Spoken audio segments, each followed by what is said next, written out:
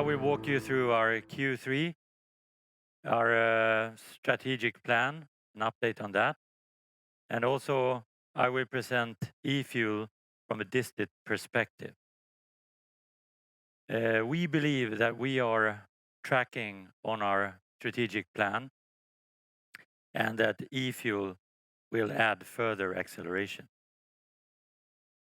So what have we been doing? We have issued a new bond with a framework of 800 million SEK, which allows us to fulfill our strategic plan. It will give us room to maneuver within the financial planning thereof.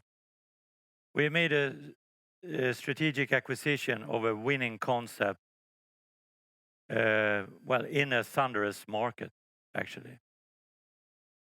Within Aurora del Taco and Septon. Aurora del Taco are two companies in the process of merging and gearing up.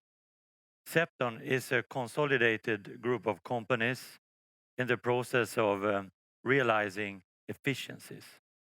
And for these groups of companies, the main activities are building and growing own brands. It is developing business in Europe and in new market verticals. And it is to build an efficient platform for organic growth and add-on acquisitions within this group. So the key word for this is scalable growth, which we have extensively explained how our thinking is in the Capital Markets Day we held in March. So please have a look into that if you are interested. We are further strengthening our sustainability strategy, and we have hired Mikael Salo from Bonnier, where he has been responsible to develop their sustainability concept. Mikael is actually here in the audience. Hi, Mikael. So Mikael will drive our strategy and its implementation in sustainability. Me and Philip have stepped down from operational roles in Aurora del Taco to focus and drive our strategy and our capital allocation. And we see four funnels for our main funnels for our capital allocation. And one is shareholders, organic growth, add-on acquisitions, and new legs of business. Well, as some of you have seen, we published our Q3 figures this morning, and here are some highlights from that.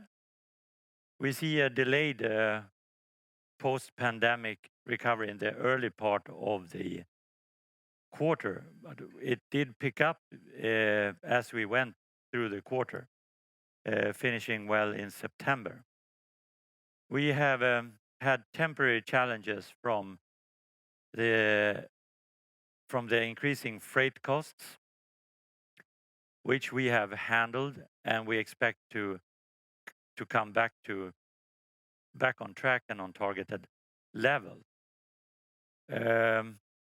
We have also seen that our strategy of exports in Europe has gone very well in the quarter, and the own brands strategy is on track.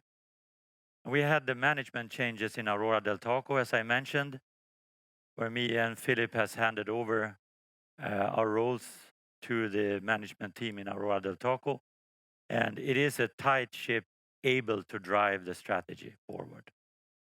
If we look at EFUEL, we have had stronger growth than we expected.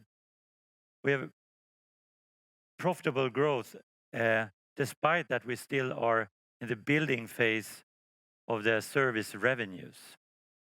And it's also early days for the own brands business. We'll talk about that later. We have had a successful integration with DIST IT. You could also say that we have made friends. And we have progress on projects. And I could mention, for example, we have an upgraded homepage, we upgraded app, we have an we have a launch of an upgraded branding. We have launched the roaming service networks for EV charging. It's like a mobile roaming service, but for EV cars. And also we are hiring IT and system integration specialists into EFUEL as well. So let's take a look at the numbers. We have seen in revenue a growth of 11%. And in adjusted EBIT, we say adjusted because we had acquisition costs in the figures. So therefore they are adjusted. The adjusted EBIT growth is 32%. And we see that the gross margin has somewhat suffered, mainly due to increasing freight costs, which will return back on track. Furthermore, we will see recovery and increasing margins from recovering Septon after the pandemic. So that is great, actually. And for you, those of you who are new to us, I can mention that the last 12 months sales and revenue is 2.4 billion SEK, and our market cap is around 1.9 billion SEK. What we can see is that our net debt is 400 million SEK, which is higher than usual. That is mainly because of a inventory buildup of own brands due to growth, and also due to well-known logistical problems in the markets, as most of you are aware. So to summarize it, I would say progress, but it takes time to build a beast. If we take a look at our financial plan, I would like to start with saying that when we did this plan, we had a point of view of the recovery from the pandemic. Yes, but we did not foresee the hike in freight cost, the extent of the hike. So yes, we have addressed that. But other than that, we feel that we are tracking on our plan. And in 2025, we plan to reach 3.5 billion in revenue and an 8% margin, or EBIT margin. And the key word here is scalable growth. And this means that we are building efficient base plates for the legs of business, for organic growth and also add-on acquisitions. And we are focusing on developing and growing our own brands, riding megatrends. That's where this growth will come from.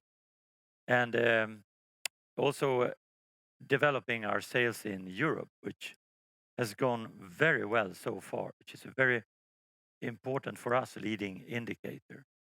So, and no, EFUEL is not included in these targets. These are our organic targets as we will present the EFUEL financial targets into our overall plan in our next Capital Markets Day in March. And their contribution, I believe, will be significant. We are working with and are exposed to structural trends. And here we see an example of 3 megatrends: digitalization, electrification, and green tech. And here we see how 3 megatrends converge in like an evolutionary sweet spot. And what do we find there? EFUEL. And it's a good spot to be in, and it also creates a strategic overwatch over the terrain. What's going on in this interesting intersection? So yes, we will go sniffing. If we take a look at DIST IT strategic pillars and relate the fit of EFUEL into that, let us do that. Riding on megatrends in niche categories, we can see that EFUEL is in one of the mothers of megatrends right now. Develop own brands. EFUEL has been doing that to a certain extent, but together with the Aurora del Taco own brands team and sourcing muscles, we can accelerate that. That is great. Own brands into D2C channels. That is part of EFUEL's business concept to also target end customers. Strategic ESG or sustainability focus, well, that is actually the reason for the existence of EFUEL almost. Geographical expansion. We believe that EFUEL's concept will fly on other markets. And moreover, our cooperation with the main supplier allows us to expand geographically, which is a very good thing. Capital allocation. EFUEL's business model is quite efficient, capital efficient. They have a growing share of revenue from end customers with cash payment, and that makes life much easier. So if we take a look at the high-level reasoning around EFUEL from a DIST IT perspective, it's in a very strong mega trend. It has a lion's share of the market in Sweden. There are significant synergy potentials. And let me mention, for example, geographical expansion in the Nordics. We can help out, and we also have contacts in Europe with distributors and knowledge. And we have